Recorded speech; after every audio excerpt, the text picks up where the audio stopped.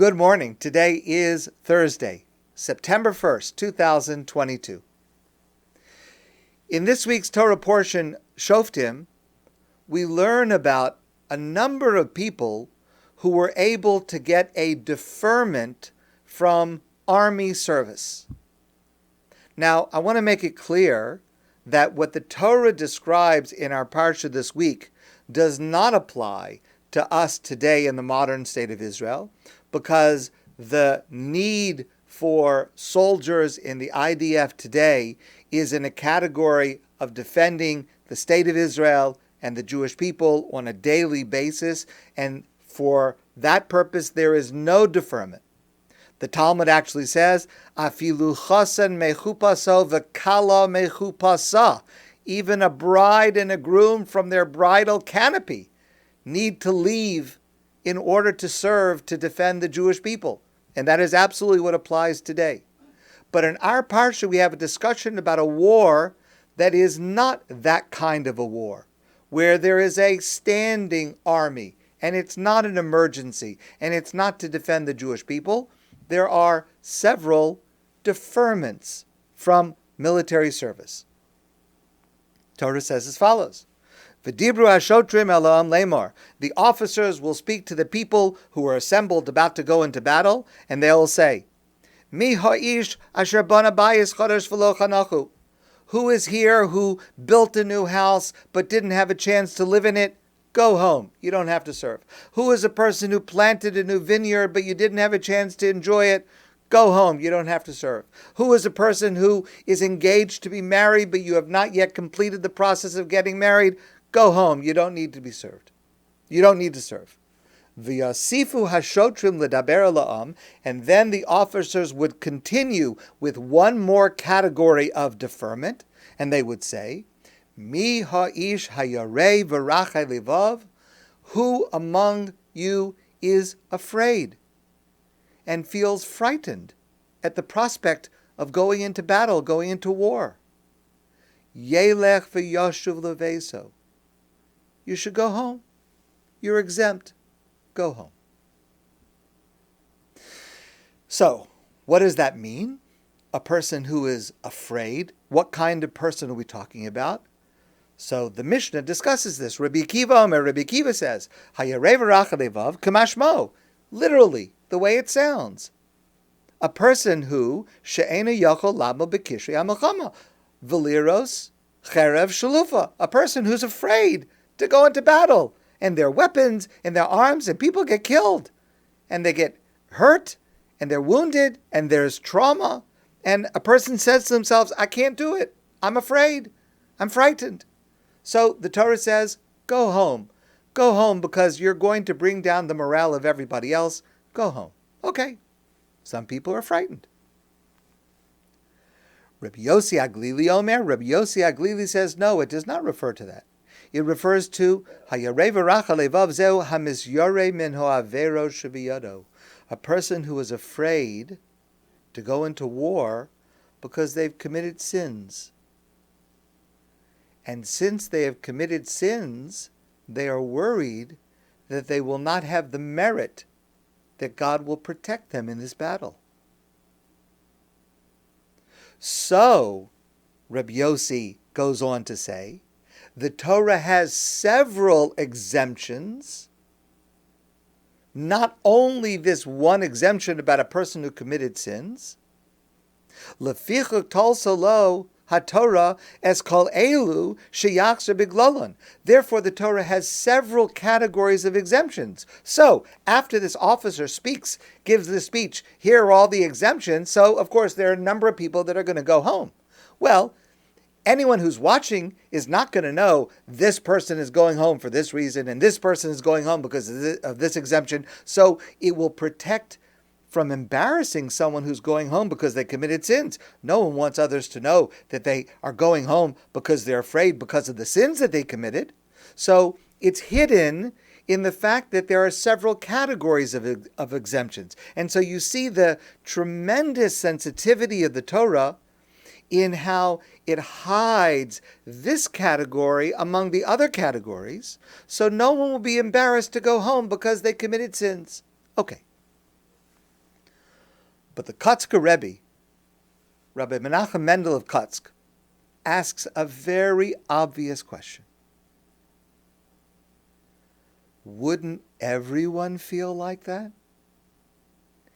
Is there anyone who can say about themselves that they have not committed any sins? Would not everybody be afraid to go to war, knowing that they had committed sins, and maybe God's protection would not cover their safety? Who among us would not be afraid of such a thing? How could you have anybody going to war once there is this category of exemption? So I want to share with you an approach.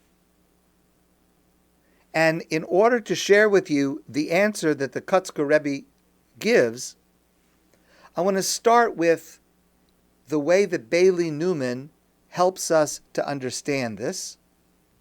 And we'll start with the following story. There was a man who once visited his rabbi before the high holidays.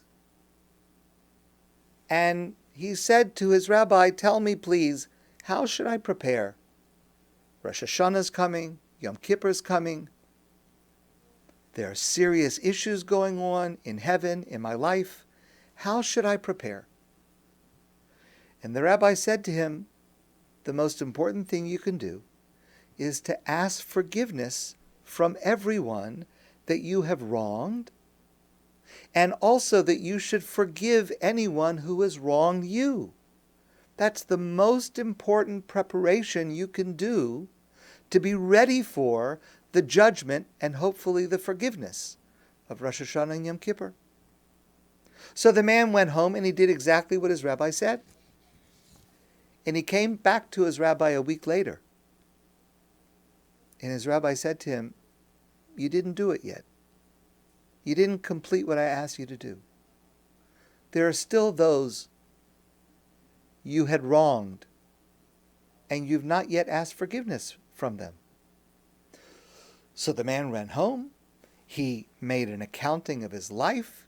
He thought through. He went through introspection in order to make sure that whoever he had wronged, he had asked for forgiveness, and he had forgiven everyone, and he thought that he had really done a complete job, and he came back to his rabbi, and his rabbi said, "You still haven't done it." And the man says, "Rebbe, I don't understand. Who did I leave out? I asked everyone I know for forgiveness, and I, in turn, personally forgave every single person who wronged me. Who did I miss?"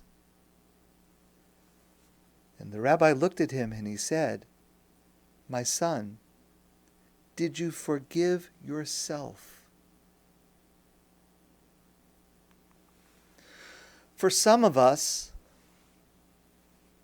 and some of us really means all of us, our supreme struggle is what Dr. Leo Jung called the most terrifying thing, and that is to accept the totality of ourselves, to harmonize within ourselves not just our light, but also our darkness. We can forgive anyone except ourselves. We endlessly ask ourselves, how could I have been so foolish? How could I have caused such damage? The sins of our past often take over our conception of ourselves, how we see ourselves. And then we tell ourselves, well, of course, we deserve to suffer because we are irreparably damaged.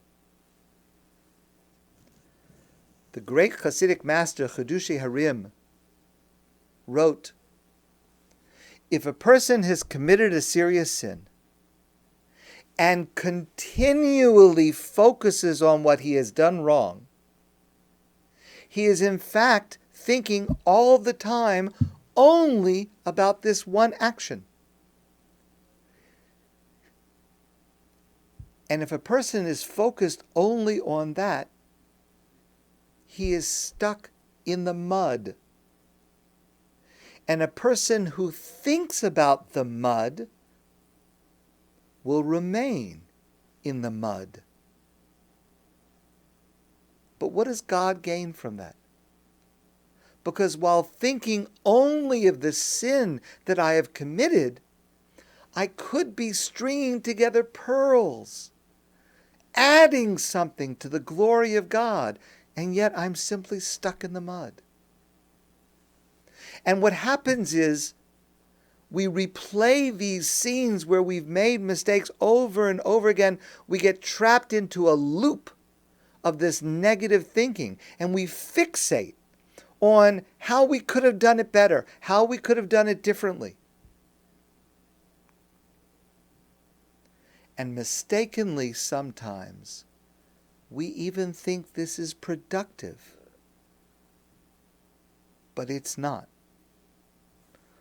Aldous Huxley once said that rolling in the mud is not the best way to get clean. Bailey Newman says it a little differently. She says, we do not need to beat ourselves up. Believe me, life does it to us enough already. Now, of course, when we have made a mistake, we have done something even terrible, we have to do teshuvah. We have to repent. And it's got to be sincere, and it's got to be with honesty, and it's got to be with humility. And that means that we have to compensate the person that we have harmed, and we have to ask forgiveness, and we have to be sincere in our regret over what we did and in our desire and commitment not to do it again. Of course, that's the first step. But once we've done that, we need to learn to forgive ourselves. Now, with that introduction, we can come to the understanding of how the Kotzker Rebbe answers the question that he asked at the beginning. The Kotzker suggests a remarkable new way of interpreting the verse that I quoted at the beginning.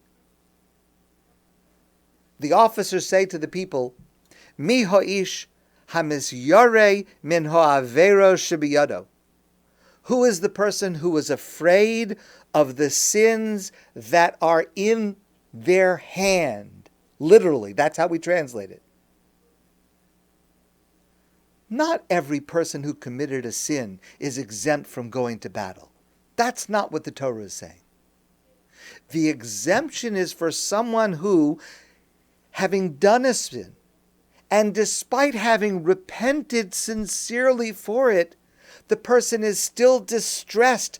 The person is still obsessed with that past transgression. It is biyado, avero shebiyado. It is still in the person's hand.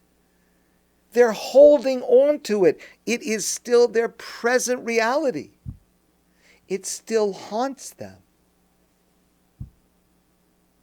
That's the person the Torah says, you're not going to be able to go to battle. You're not going to be able to fight for God.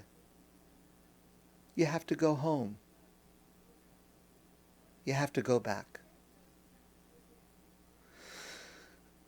So, I hope that you can open your heart to hear this, and I hope that I can open my heart to hear this, because this is a lesson that can transform our lives. If we're stuck in the mud, we're not stringing together pearls. We're not going forth. We're not helping ourselves, and we're certainly not helping God. What the Kotzker reminds us is that we have to be honest about our misdeeds.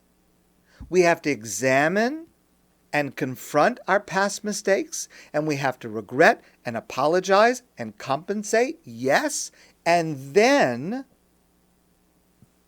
we must forgive ourselves and step forward into battle with pride. So I will try to do that. And I hope that you will try to do that as well.